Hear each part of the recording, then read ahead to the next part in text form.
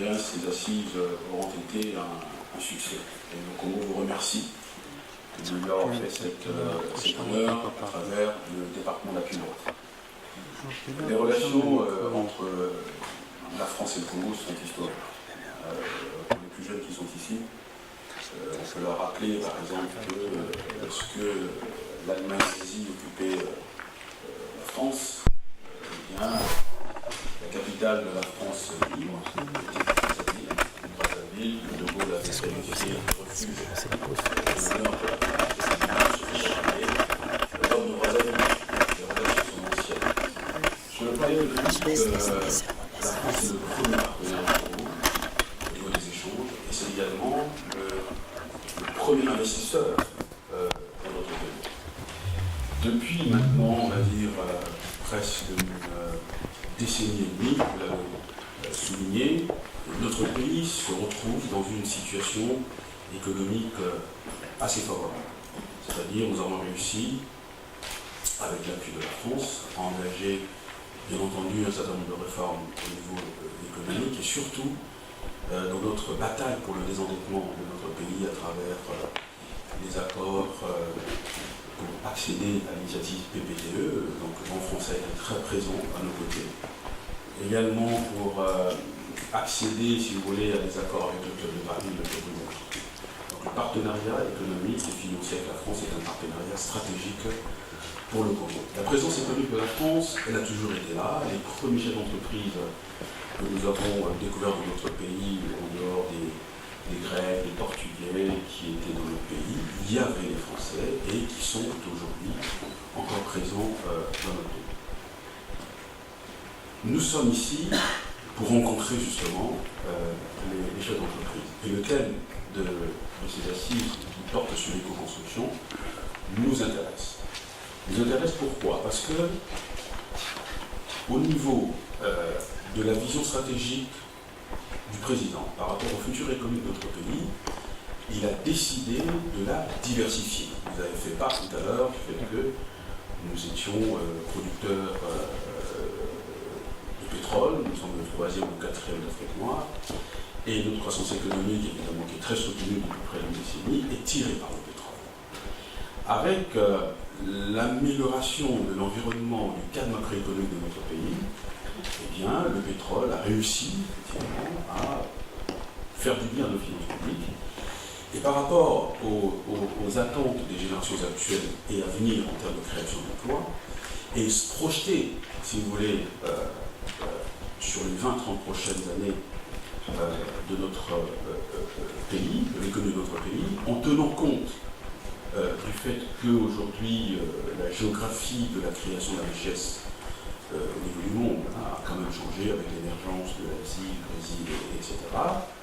Et donc tout le monde voit l'Afrique comme étant le prochain horizon. Mais il faut que ce soit une esprit stable. On ne parle jamais de la stabilité en Afrique, qu'elle soit politique, institutionnelle et sur le plan sécuritaire. Donc par rapport justement à cette vision prospective, le président donc, a décidé d'engager un processus d'industrialisation. Et le bois, la filière bois, fait partie justement de cette stratégie. Et au niveau de cette vision, la composante, si vous voulez, essentielle, l'élément sur lequel s'articule cette vision, eh bien, c'est la création du ministère en charge des zones économiques spéciales dont j'ai la responsabilité. Et quand on parle de la filière bois, eh bien, dans le cadre, si vous voulez, du lancement de ce processus, nous avons sollicité, contractualisé une expertise mondiale. 4 zones économiques spéciales. Dans le nord du Congo, il y a Wesso, je crois que la CI est ici, il connaît parfaitement cette partie de notre pays, donc en vert, en jaune, donc Oyo-Longo dans le centre, en gris, Brazzaville, et en bleu ciel, Pointe-Noire. Donc le positionnement géoéconomique du Congo est extrêmement stratégique parce que nous avons le seul port en eau profonde de toute l'Afrique centrale. Ce n'est pas pour rien que la colonisation française a fait de ce port à Brazzaville donc une voie de chemin de fer qui relie le port en eau profonde de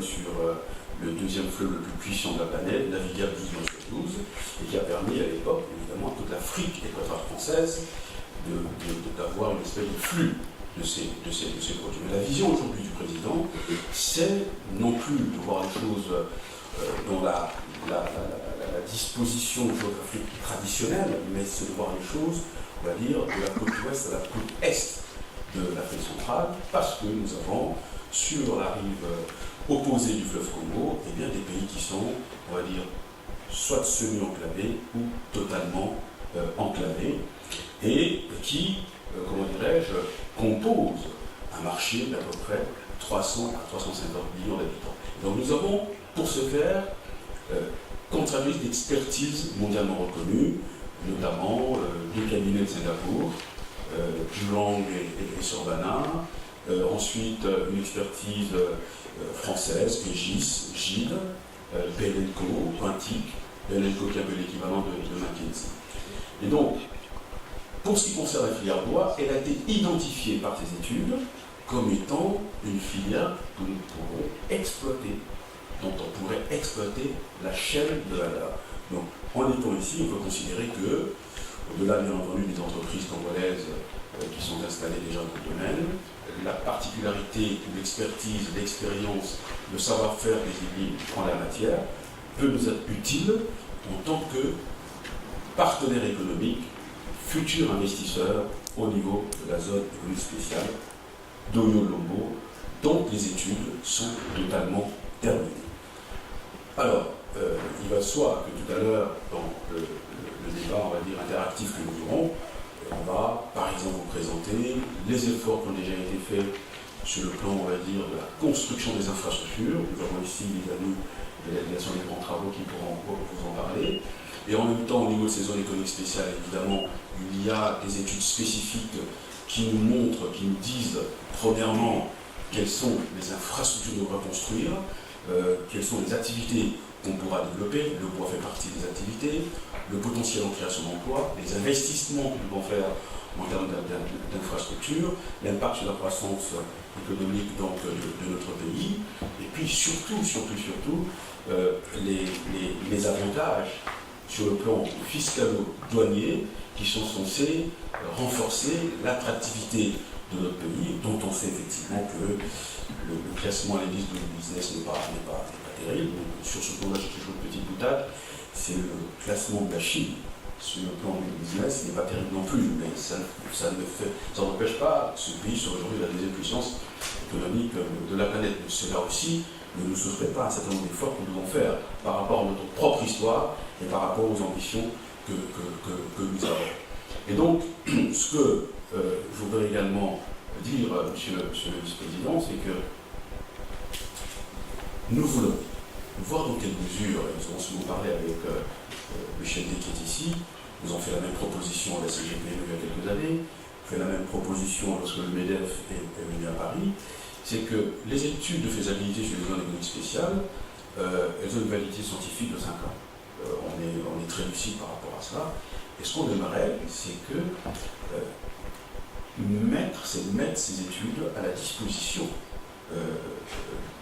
de partenaires économiques. Ça peut être la Chambre de commerce à travers un MOU, simplement parce que ce que nous allons dire ici, c'est bien, mais il faut que les chefs d'entreprise aient ces éléments, on va dire, scientifiques pour pouvoir les analyser tranquillement et décider des secteurs ou du secteur dans lequel ils voudraient investir, vous comprenez?